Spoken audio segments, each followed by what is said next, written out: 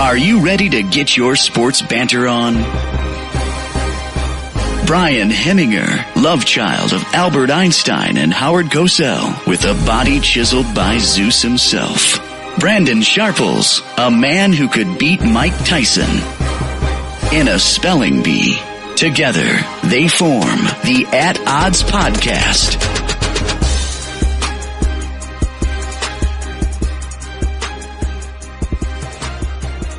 Ladies and gentlemen, it is Monday, February 12th, 2018, and we have an excellent edition of the At Odds Podcast in store for you. It is our 22nd episode. I'm your host, Brian Hemminger, and tonight we'll be talking about the unifying power of sports with South Korea and North Korea as an example in the Winter Olympics. We'll be talking about when is the right time to start beating the shit out of your children in sports. And then, of course, we'll be talking some hot takes on the new look Cleveland Cavaliers and Johnny Manziel bipolar disorder revelations. So, without further ado, let's bring in my co-host. I believe the sickness is over, so he is back to being silky smooth. Brandon Sharples. Brandon, how you doing tonight, man? I'm doing great. Yep, the sickness is done. I kicked that sickness's ass right to the curb. I'm feeling good, energized. I'm checking out my DraftKings right now. It looks like we're doing pretty good. I posted a DraftKings lineup on our Belly Up Sports Facebook, and I got some feedback on that. So if you copied that and you use my lineup, you're probably going to win a little bit of money tonight, just depending on what contest you enter and how much money you put on there. So I'm excited. I think I'm going to win probably about $25-30 tonight on just that lineup. It's one of the better lineups I got going. I'm in 1,240th place out of like 118,000, so that's not bad. That's not bad at all. Yeah, that's not bad. So, nope, you got a chance not bad to at rake all. in some money? We'll see what happens. I'm trying to win one of those 100Ks. And it looks like, I'll tell you what, we need Orlando and Chicago to go to OT right now and just to bring in some extra points for me, because I tried to stack that game because I thought it was going to be, a better game than it was. So, whatever. But anyway, so I wrote a blog, and it's on basically the unification of sports and politics, are basically how sports transcends politics, hatred, war even. And I used the recent example of North Korea and South Korea coming together for the Winter Olympics, and they walked as one nation in the opening ceremony, and they joined North and South Korea together to make one women's hockey team. And it was like an extra 12 players from North Korea joined on to the already full roster of the South Korean women's national hockey team. And they basically made this agreement where they had to have 3 players at all times on the ice. Was going to be, so basically half the players on the ice at all times was going to be North Koreans. And they lost their opening round 8-0, but that transcends that. You know what I mean? Mm-hmm. It doesn't matter that they lost. And what matters is that the two most glaringly, opposing is one country. People don't realize that it was really one country that just split into two, and they're still like at war. They're just on this war treaty right now, like a peace treaty where they're not slinging bombs at each other, but they're still at war. Yeah. And for them to come together like this, they're basically even a ceasefire was the it wasn't like a truce or anything. Yeah, they're just on a ceasefire, which can end at any time. Mm-hmm. And they came together. That hatred that the North has for the South is, transcended in this situation to the point where it doesn't even matter to these people. And you can tell it gives the world an idea that the people of North Korea do want to exist in a civilized nation, in a civilized world, they want to work together with their counterparts down in South Korea. Many of these people had family down there that they got torn from. Mm-hmm.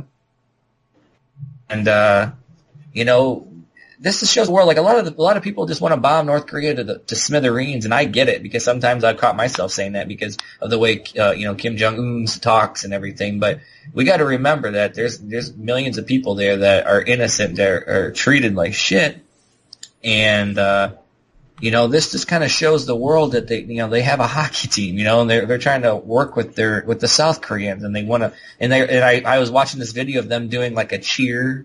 Mm-hmm. Like they were cheering, and it was super cool just to see like them get to do something at least happy for once. And it's just interesting to see how sports can really transcend war and genocide and all that stuff. And it's done that.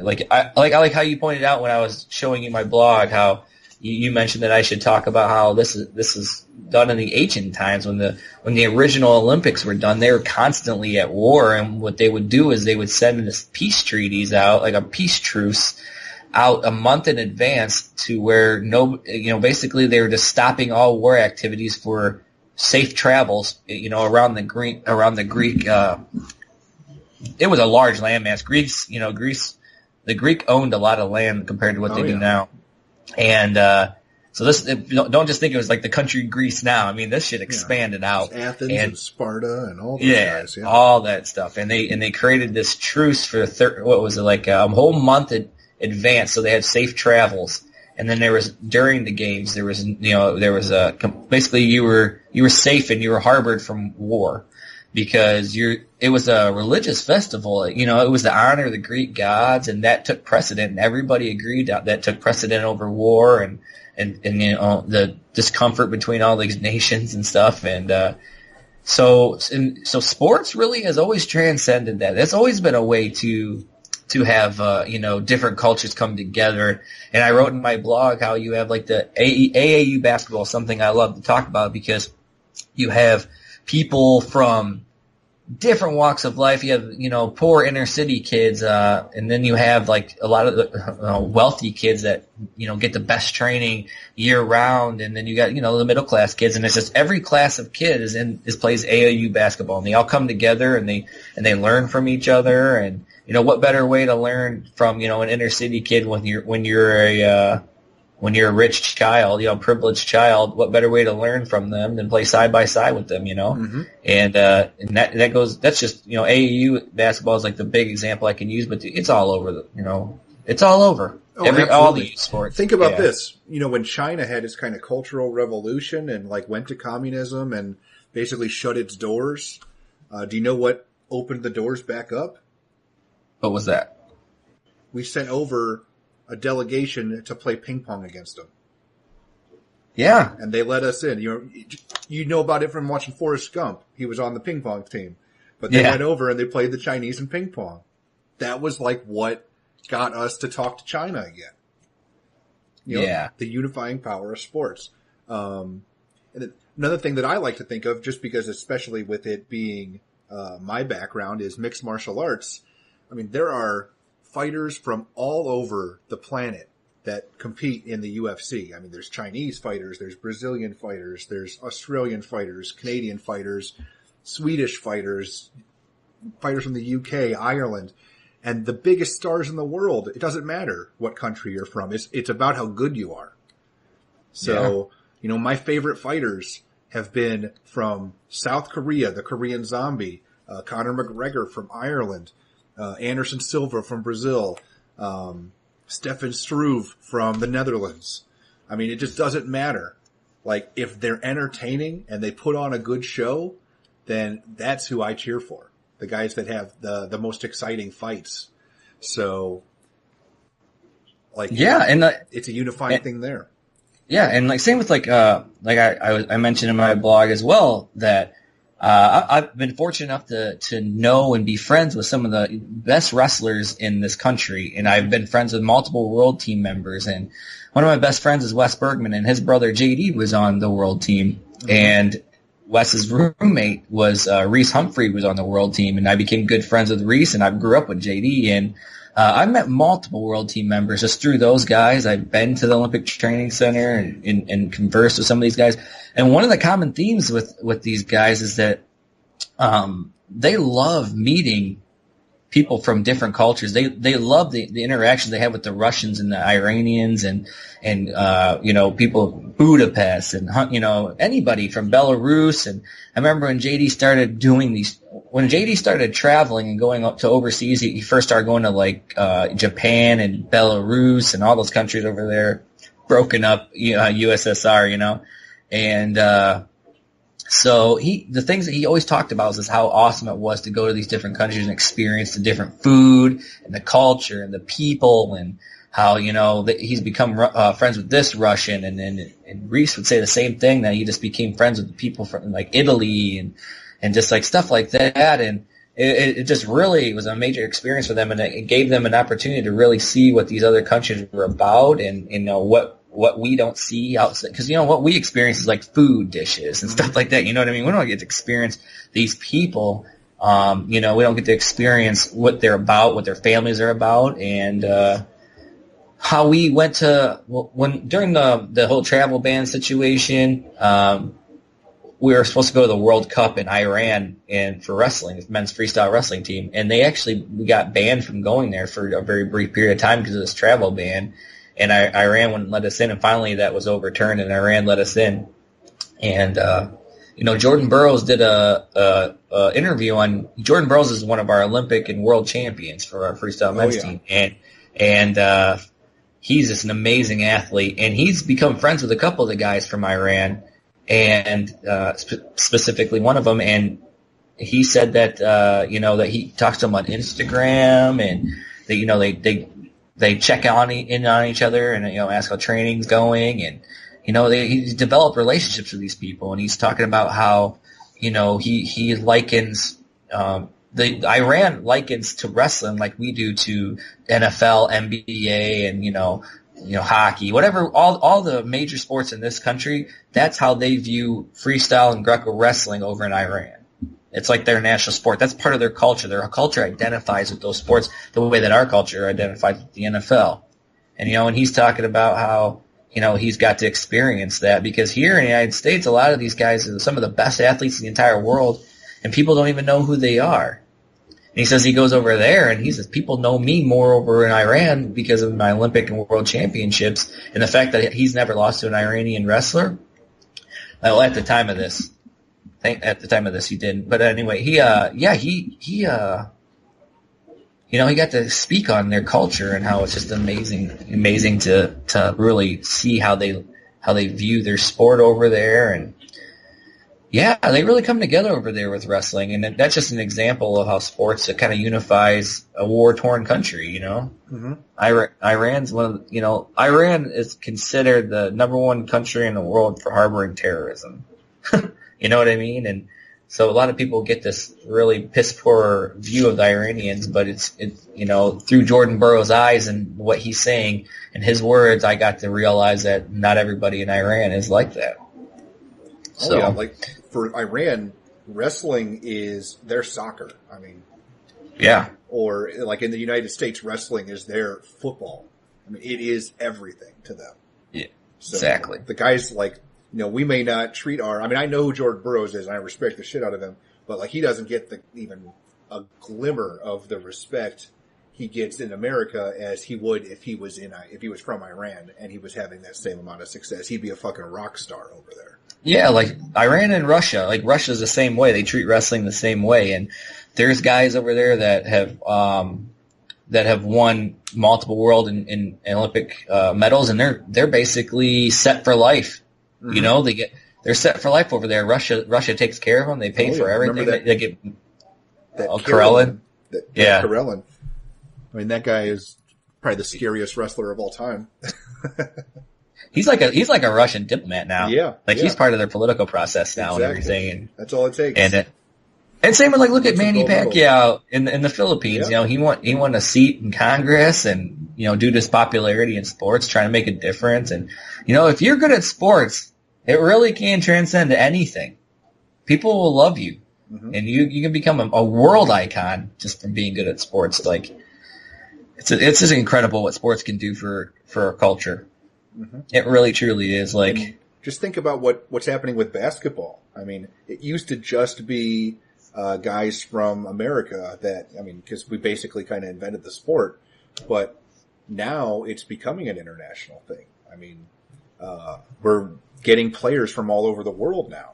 And there's European players in the NBA. There's South American players in the NBA. There's Asian players in the NBA. Australian players. I mean, it's really becoming a global sport, and I mean that's a beautiful thing. I mean, football still really hasn't translated. Pretty much everybody's from the United States, but yeah. But look what they're doing with it. They're getting it over in Europe, and now they have multiple games in London every year. They're talking about maybe moving a franchise to London. They get they sell out. I mean, that's wildly popular over there. It's popular down in Mexico. They had that game down in Mexico City. Mm-hmm. So it is expanding, and I wouldn't be surprised if with the money grab the NFL, any chance they get to make money, they will. So if there's a market over in these other countries, they'll go there. Mm-hmm. So it's pretty interesting to see, how powerful sports are, and they have, they're the main building block of friendships among kids and throughout the country. Some of the best friends I ever had, I wouldn't have had these guys without sports. And a lot of my friends that didn't go to the high school that I went to, that I grew up with and that I liked, are due to wrestling and baseball. I was on that travel team for a little while, and I also wrestled all over the country. I met people from everywhere because of this. I got friends in wrestling from all over the country that I'll know forever, and it's all due to sports, man. So I think the biggest thing is sports just expanding on these leagues, because I don't think there's enough options for kids out there. I know they have inner city have these Pop Warner football stuff, but I think they need to create as many as they possibly can and get as many kids playing as they possibly can, because just that boost of endorphins is enough to make those kids, a big difference in their lives and the way they view the world. Mm-hmm. If they got that little bit of happiness in their life, if they come from a place of not, no luxury, what if they come from a broken home? There's so many things that sports can mend in somebody's life, whether they come from a broken home or they come from just, a poor area, or they come from a rich area, but they just need help socializing, or they need a dose of reality of how the real world works. There's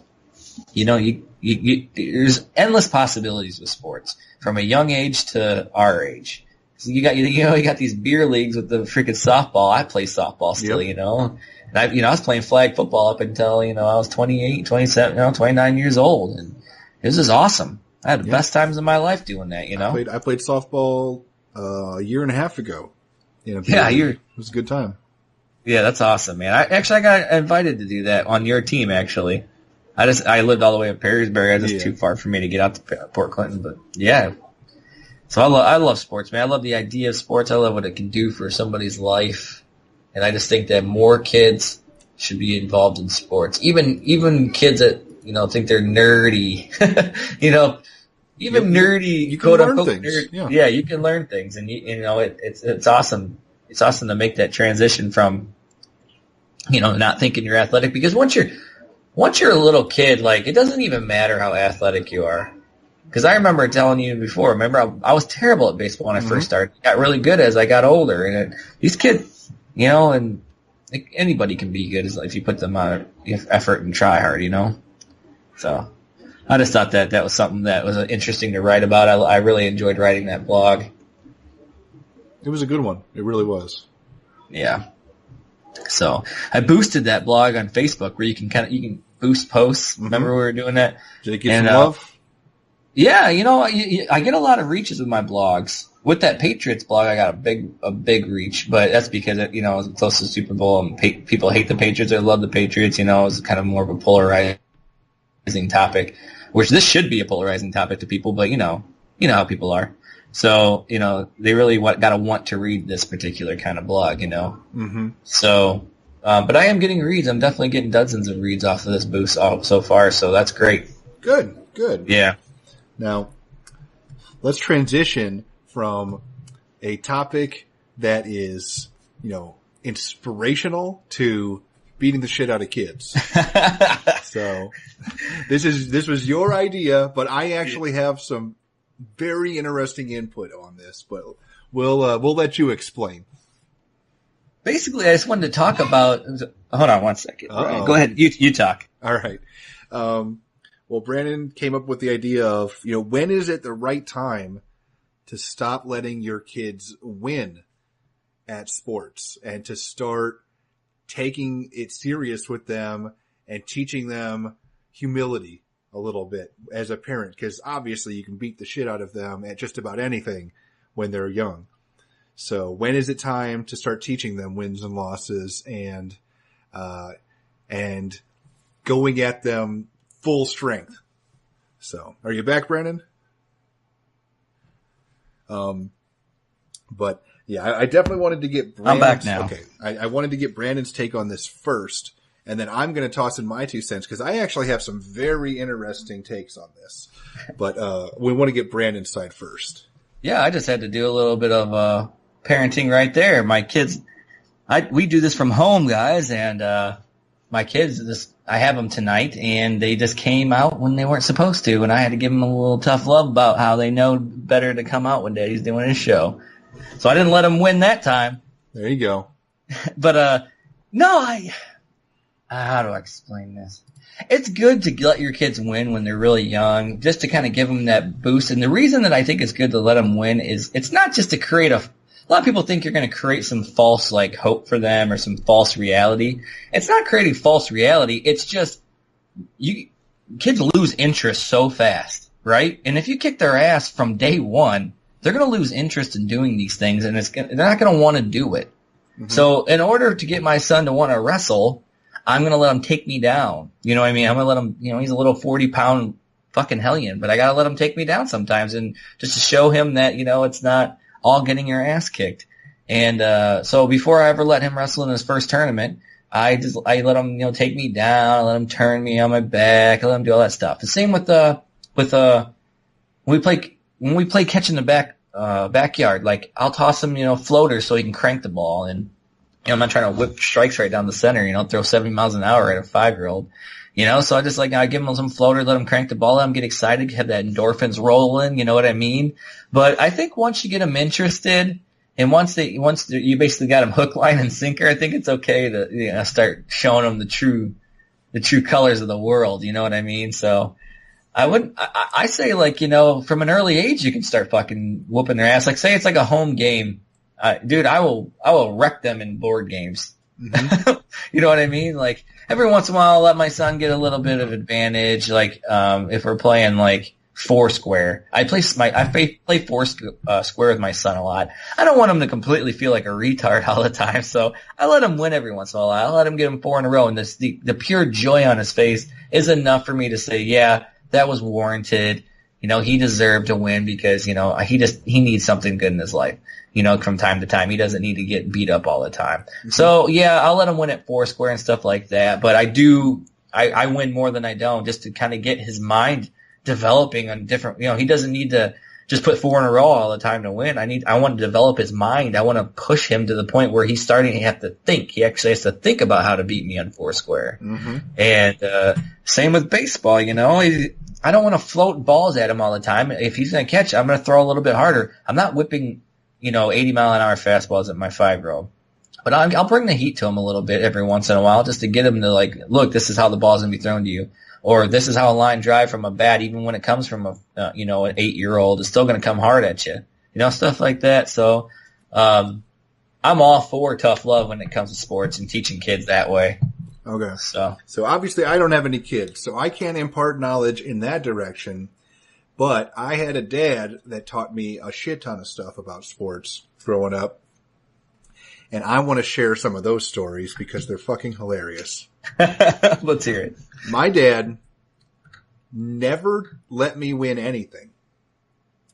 Not from the first memory of ever playing games or sports or anything did my dad not try to whoop my ass as hard as he could at everything. Okay? So the first thing he ever taught me was running. Like I was long distance running when I was like 3 or 4 years old. Like I think I ran my first 10K race when I was like 5. So, and he would always whoop my ass. And eventually, you know, he was a big guy.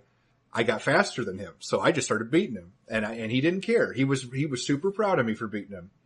But the thing that he would whoop my ass the hardest in was ping pong. My grandpa Singer, my mom's dad, had a ping pong table in his basement, and it was pristine. He took exceptional care of this thing. Like he would wipe it down and gloss it. And I mean, it still is an amazing ping pong table. And I would want to go play every time we went over there. And I would have to work my way up. You know, I'd have to play my mom and my grandma and my grandpa, and I could do pretty well against them. And my dad, he would just mercilessly beat the shit out of me at ping pong. Like I would be crying, and he's like, "Hey, you got to learn how to handle defeat, Brian." So, but this is what he would do. He wouldn't take it easy on me, but there would be situations where he would set up different versions of the game where he would have a disadvantage. And he would be playing as hard as he could to overcome that disadvantage. But that would be the rules of that specific game. Like when we first started, the first version that we would play would be called Skunker's Derby, where if I didn't get skunked, I won. So, in ping pong, you could get skunked 11-0 or 21-1. So if I scored 2 points against him, I won. So he's still whooping my ass, but every once in a while I could score 2 points and I'd win. So once I started getting good enough to win Skunker's Derby, he switched to Spiker's Derby, where he wouldn't hit it hard back at me, but he would pop it up and I'd have to try to spike it every time. And it got me a lot better at hitting the ball down like ferociously. And then eventually, once I was able to consistently do well in Spiker's Derby, then he would play me for real. And I never beat him except one time. He had gone to FFA camp as the advisor, and he pulled his hamstring running out a grounder to first base in the faculty versus student softball game. So he could barely move. And at this point, I was getting pretty good at ping pong. And I don't know if you've seen me play, like, as I've gotten older, I'm really fucking good at ping pong. But I was, still only like 10 years old. Yeah. But I was good enough that I could use a little spin. I could play the corners really well. I was really good at aiming, and I started making him have to run back and forth. And with his pulled hamstring, he couldn't do it. So I've actually beat him like 21-18 by making him have to go back and forth to corner, and he couldn't do it. And it was just this unbelievable moment of victory for me. I didn't care that, he was hampered by the hamstring. He was still trying to play me as hard as he could, and I beat him. Like, there is almost no moment for victory in any sport in my life. And I've had some very good moments in sports, but there is almost no moment that was as satisfying as that time that I hit that last ping pong ball by him and beat him. So, because he never took it easy on me, ever. Yeah, see, look at, he set you up to have like the crowning jewel of your life. You know what I mean? You're still talking about it to this day. Yeah. 32 years old. He would play me in chess, and he would take off his queen before the game would start. But once I started doing okay against him without a queen, then he put the queen on and beat the shit out of me every time. I never beat him when he had the queen. That's like one of the few things my dad did. He did play me in chess a lot, and he never let me win either. Mm-hmm. But that's how my dad is. He doesn't want to feel intellectually inferior. So, he definitely didn't let me win. I was always getting wrecked in chess. But yeah. I love beating my older brother in chess though. So my dad wouldn't take it easy on me, but he would change the rules sometimes to make it fairer. If that makes sense. But he never took it easy on me, which I always appreciated. Oh yeah. Yeah, I mean, you gotta appreciate that. And at the end of the day, once we're older, we realize that did some good, you know what I mean? Oh, yeah. And it was fun. And because I always wanted to play. I didn't care that I lost. It wasn't just that I would lose. If I wasn't losing as bad, I knew I was getting better. Exactly. And it gets you, what better, like it moves those endorphins. It gets, those hormones rolling, you know what I mean? When you're sitting there sweating, trying to beat your dad or whoever, me trying to beat my brother. It really made me fiercely competitive growing up. Like I was competitive about everything. I would race people to class and they wouldn't even know we were in a race. Yeah. I would try to get all my worst schoolwork done first. And nobody else knew that I was doing that. It was just, I was constantly making competitions between myself and other people. And I think a lot of it was because of some of those lessons. Yeah, of course. I used to do things with like my brother. No, we were big card collectors, like baseball card collectors. Mm-hmm. And we used to go out, my brother used to try to hustle me out of cards all the time. And I remember we made a bet. I was a huge Frank Thomas fan. Frank Thomas is my favorite player ever, and I had dozens of cards of Frank Thomas. And my brother had a Ken Griffey Jr. rookie card, and I really wanted it. And he had won my Frank Thomas rookie card off of me earlier that day. I bet it. I can't believe I did. He got me to bet it. Well, we made this bet where I had to shoot this shot from way back in the yard we had a basketball hoop that was mounted on like our old garage. It was like an old garage. And I had this shot was fucking far. It's like the equivalent of over a half court shot. It was fucking far. And we had one of those like balls where they were small and you got it from like a fair. They had probably like North Carolina Tar Heels on it or something like that. Well, the bet was I get my Frank Thomas card back, but if I make it, I get Frank Thomas and I get his Ken Griffey Jr. card. He's like, yeah, go ahead. Let's do it. He's being a little smart ass. I fucking one-hand palmed this shit. I threw it like a baseball, and it fucking drains it. I drain this shot. My brother freaking starts bitching and moaning and whining about it, and he wouldn't give me his Ken Griffey Jr. rookie card. He would not uphold the bet. I scream and I'm crying, give me those cards, blah, blah, blah. I run inside, I tell my mom what happened, and they had a little talk with me not in the room. Finally I get to come in, and he's like, Brandon, that was a heck of a shot. So I'm going to give you your Frank Thomas card back. And that wasn't good enough for me. I fucking cried. And I was like, this is bull. I didn't say bullshit because I was like, this is bullcrap, Mom. I made the shot. It was an amazing shot. He bet that. I deserve the Ken Griffey Jr. rookie card. It's my card. I'm screaming. I'm ripping my shirt off.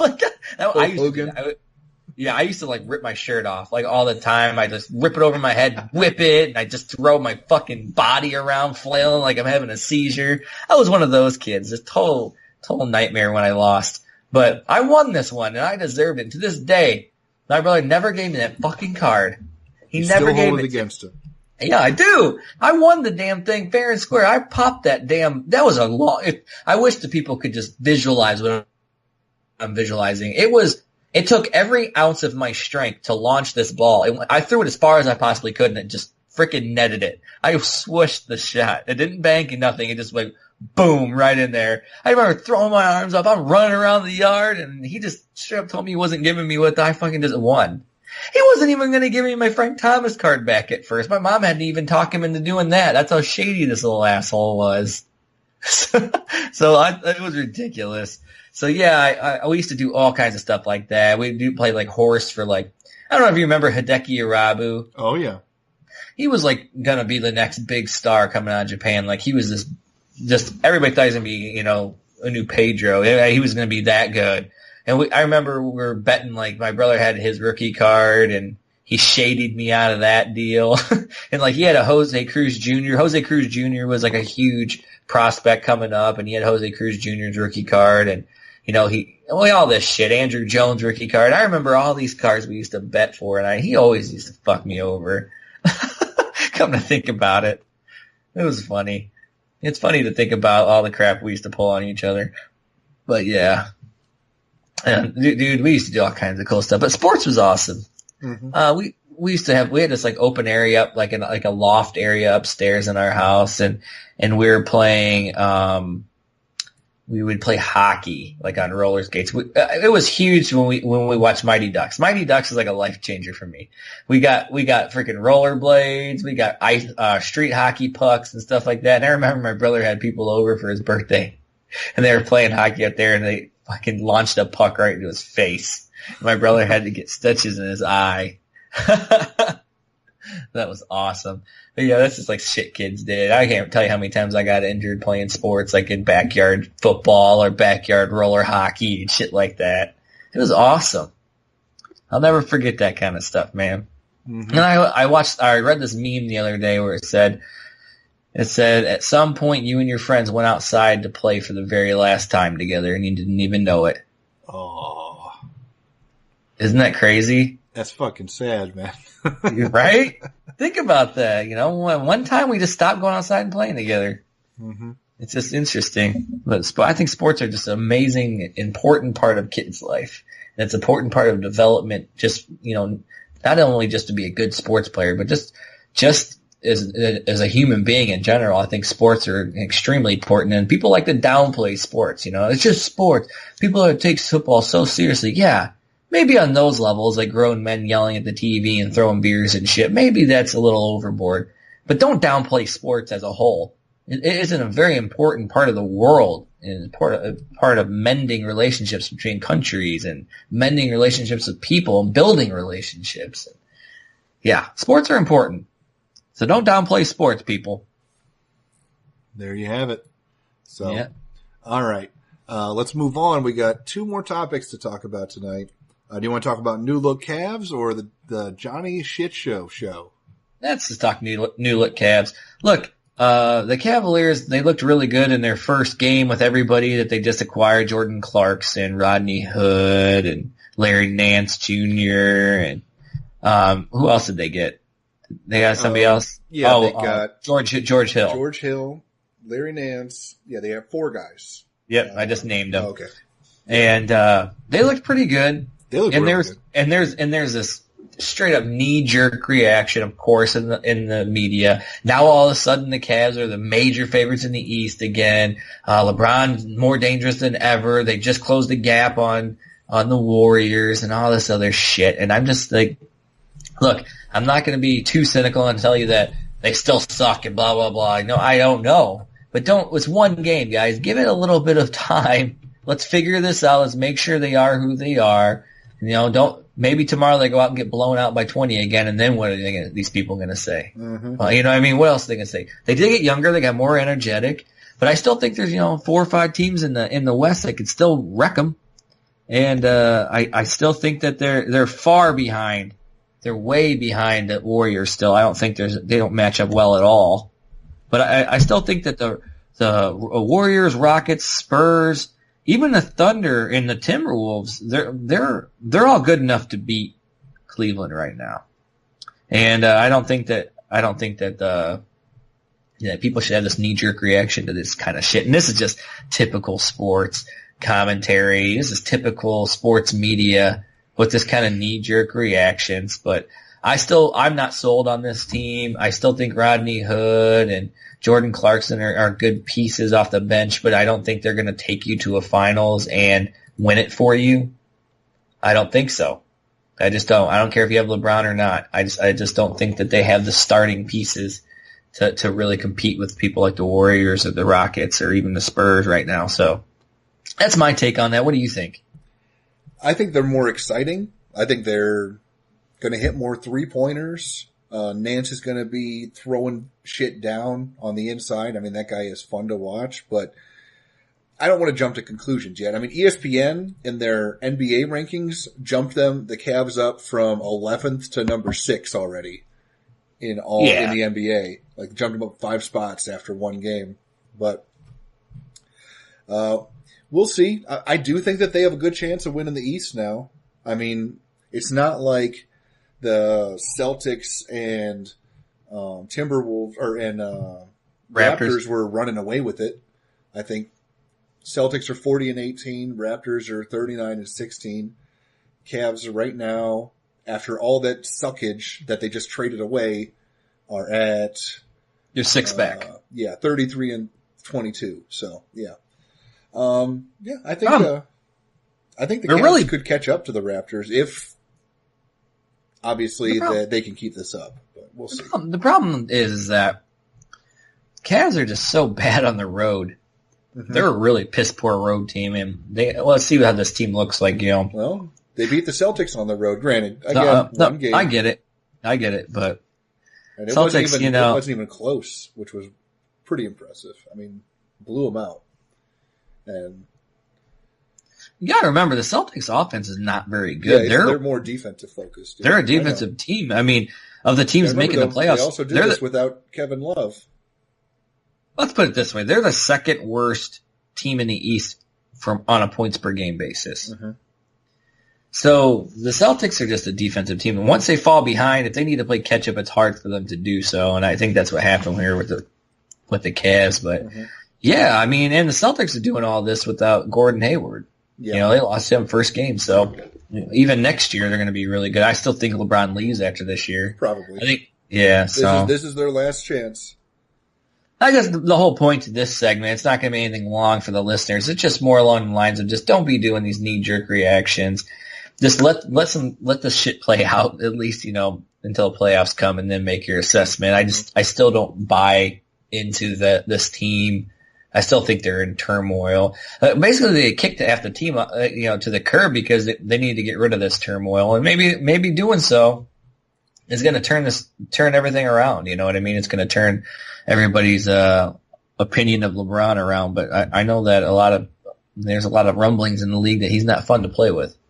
So, yeah, I still don't think they're better than the Rockets or the Warriors, but I do think that they have a much improved chance to win the East. So I'll throw that out there. I think that they can. I agree too. They can make it to the finals. I was on record saying that they did get better with that trade. They did get better, and I'm not saying that they didn't. I just think that there's such a big gap between them and the better teams in the West. And there was a gap between them and the top 2 teams in the East up until, they made these trades. Mm-hmm. They were looking really bad for a long time. They were playing like hot garbage. Yeah. And I think it's only going up from here. Mm-hmm. It's only going up from here. So, yeah, give it a little bit of time, people. We'll see what happens. So. Okay. Well, all right. Let's close things out with the Johnny Manziel situation. Obviously, everyone already knows. The guy fucked up beyond all fuck-ups. The Browns just dumped his ass a while back, and nobody has even gotten close to taking a shot on him ever since. And then, of course, he comes out with a story today, or yesterday, that he had bipolar disorder. And that explains everything. And he's treating it, and he wants to make a comeback. So, considering he was, a guy that you were a big fan of when he was in college, and probably to start his NFL career at least. Oh, of course. So, what's your take on this whole thing? I think it's one of those typical things. I think he sat down. I think he does have a little bit of issues, but I think it's more spoiled brat syndrome than it is bipolar. I think that he was used to being the man from high school on, and that once shit hit the fan for him and he couldn't do anything he wanted to do because, you have to grow up at some point. His life went to shambles and he didn't know how to handle it. So I think he had just like a mental breakdown. I think he got with his team and he's like, I need to get in the NFL. What's a hot topic? Mental health. Let's get you diagnosed with bipolar disorder. That way they can't hinder your progress anymore. So I feel like this is kind of like a around the system way of getting him, looked at in a different light, and maybe give him a second chance. I feel like they did it so like if he gets turned down by the NFL looks bad because they turned down somebody with mental health problems instead of helping him. They already get bad because a bad reputation for people saying that, they don't help with the concussions enough and they don't have a good enough healthcare plan for the post playing era. And I think that he's definitely looking for a way to get his thoughts or to get his way back into the league. Yeah, I feel you. Considering I got a front row seat to the whole Johnny Manziel experience in Cleveland, it was beyond frustrating seeing a guy that you knew had talent. I mean, he led the Browns to a couple wins. Yeah. The fact that he would just party all the time and then go to Vegas and wear fucking costumes so people wouldn't recognize him and then try to get back and miss team meetings. And it just felt like he wasn't taking it seriously. And despite everybody, and then he would come out and go, I'm so sorry. I put myself in rehab, and then same problems, Yeah. So for me, this feels like him going to rehab and then saying, I'm all better now, give me a chance. Well, he did that already with the Browns and he fucked up and it didn't work out after that whole spiel. So I'm not ready to give him another chance. I think, something we talked about on a previous episode was the XFL. I think that could be the perfect place for him. The problem is they mentioned getting arrested and shit could keep you from. They're gonna have. I think they would make an exception. They need to make an exception for that kind of shit because there's teachers out there that have gotten DUIs on, just making one bad decision. I think that's fucking retarded. If you get a DUI or any of these stupid misdemeanors, I still think you should be able to play sports. Now you got people that are, like Hardy, like knocking his girlfriend out or, people like that with violent crimes or a bunch of drug related problems. Yeah, keep those out of the XFL, but the XFL needs to reevaluate their whole no arrests whatsoever. Shut the fuck up. Give me a fucking break. People make mistakes all the time. You know what I mean? So Johnny Manziel definitely should have a place in the XFL. And if he wants to come back to the NFL, fine. Honestly, if people want to give him a chance, I'm all for second chances, third chances, whatever. He didn't kill anybody. He was just an idiot. But I don't want him to try and hide behind mental health disorders as an excuse to basically say, hey, I'm trying to get help. Don't hinder my progress and be a shitty organization by not letting me back in. I feel like that's what he's going to be doing. You know what I mean? He's looking for people to really put the blame on the NFL if they don't give him a second chance. And he knows that it's bad PR for them. So I think he just really took the last ditch effort for him to come back to the NFL, which whatever, if it works, it works. I'll welcome him back to the NFL. I really will because like I said, he didn't do anything outside of party too hard, had some drug issues, but he didn't, he wasn't out there raping chicks. He wasn't out there hitting women. He wasn't, getting in a shit ton of brawls. All the brawling. I think there was a couple, close calls where people were basically harassing him at bars and shit. But, he wasn't out starting shit. You know what I mean? So I'm not going to fault the guy and crush his entire career just because he was having some problems partying, but I definitely don't want him to hide behind mental health to try and get back in the league. I want him to get back in the league if somebody wants to give him a fucking chance. You know what I mean? Mm-hmm. So, yeah, that's pretty much all I got to say about that. Well, it's yet to be determined on Johnny Manziel. Do you think he ever plays a game in the NFL again? Yeah, because I say no. I think he does. And the reason I do is because how do I explain this? The NFL doesn't give a shit. These owners want to put people in the seats, and there's a QB shortage. I personally think that quarterback is dreadful right now, and there's some backup quarterbacks that are just garbage, just hot garbage. And I think that you can't win a championship without good quarterback play. And I think eventually there's going to be somebody that's going to take a chance on him because he is a hell of a player. He's made some plays and he won some games with the Browns. And I think if he comes back and he gets in shape and he proves in some workouts that he looks good enough, I think definitely somebody's going to give him a chance. Why not? There's so many shitty QBs out there. They don't look. I mean, fucking some of the QB that were rolled out this year are just awful. Like Peterman for the Bills, he's just fucking garbage. Just absolute garbage. And just like, I mean, that's just one. That's just naming one. But there's like, look at some of the people that like when Carson Palmer went down, and there's just some shitty quarterbacks out there, and that shouldn't be in the league anymore. So I definitely could see somebody giving Johnny Manziel a chance. And I would definitely give him a chance. So I don't have a rant for today. I think we're good on that. Oh, that's okay. I do have a gem. So without further ado, here is my Hemm's gem.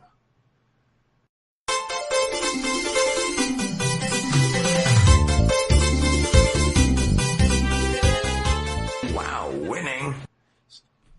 Yeah. So tonight, I'm going back.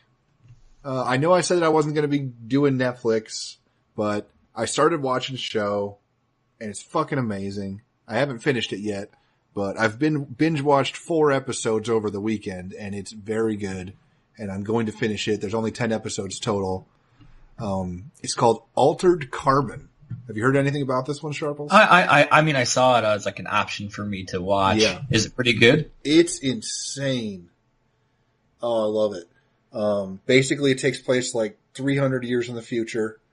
And they live in a society where people have like an implant in like the base of their brain and vertebrae called like a stack. And when you die, as long as the stack survives, they can transplant that to a new body and you can live forever. And the new bodies are called sleeves. They're just piles of flesh that now you are that body. Dude, I want one. I want a sleeve. Exactly. But the story is the guy dies at the beginning, and then 250 years later he's brought back to like solve a murder. And the guy that hired him to solve the murder was to solve his own murder because somebody had killed him, but he had survived it from his stack. So, I mean, it's really interesting. There's a lot of fucking swearing and violence and nudity, and you'll love it. It really is. I mean, if any of that shit is your thing, and it's a good old detective story too. So, I can't wait. I'm probably going to watch an episode right after we get off the air tonight. So, I have a little gem for somebody. Ooh, let's hear it. I'm not a stoner or anything. I don't even smoke weed. But there's this dude that I follow on Facebook. His name is, his page is called Edibles Will. And he creates these like delectable creations of like for his 8 days ago, he released one that was weed wings and nachos. And he creates these like edible treats that are like cannabis infused. And, to get people high and shit. And they're like, he's done like chicken dishes, he's done steaks, he's done wings, nachos, tacos. He's done all kinds of cool shit. And then he just gets baked on the show. And it's like, he just eat in their videos and it's just super cool. He's a fucking just straight up stoner, just making awesome like culinary art dishes. And it's super cool.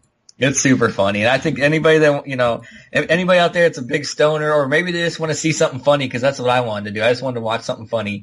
Edibles Will is on Facebook. Just go to Facebook, look him up, and he has a bunch of videos, and it's fucking hilarious. So. Nice. Yeah. All right. So, I want to let you know, whenever we do like our closing, music, if we do or if we do Rick Astley, Never Gonna Give You Up.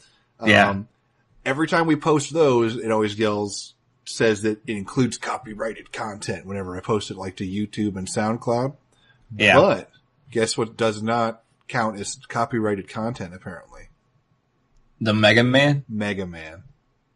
Oh, I love that anyways. With your permission, I want to make that our closing music forever. Sounds good. All right. So, we're let's do quick shout outs here. Where can people check out everything Belly Up Sports related, Brandon? BellyUpSports.com is our website. You can find blogs, anything you want. Any of our content is on there. We have a photo of the week that's super funny every week. At Belly Up Sports Twitter, Belly Up Sports on Facebook. We have Bar Down Radio, which is another podcast. It's like hockey and just like basically just bro shit. That's pretty cool. Those guys do a really good job with that. So yeah, that's basically it for us on that. I think we're going to be getting Instagram once we start doing all our videos and stuff, because Instagram's more of a more friendly to video content and stuff like that. So we'll be getting an Instagram on that. But yeah, check out bellyupsports.com for sure. Get that traffic going there, and check out those blogs I've been writing. They're really good. I really like them. All right. And then of course you can check out the At Odds podcast Facebook page, and our YouTube channel, and our SoundCloud channel. So, without further ado, it's Mega Man time.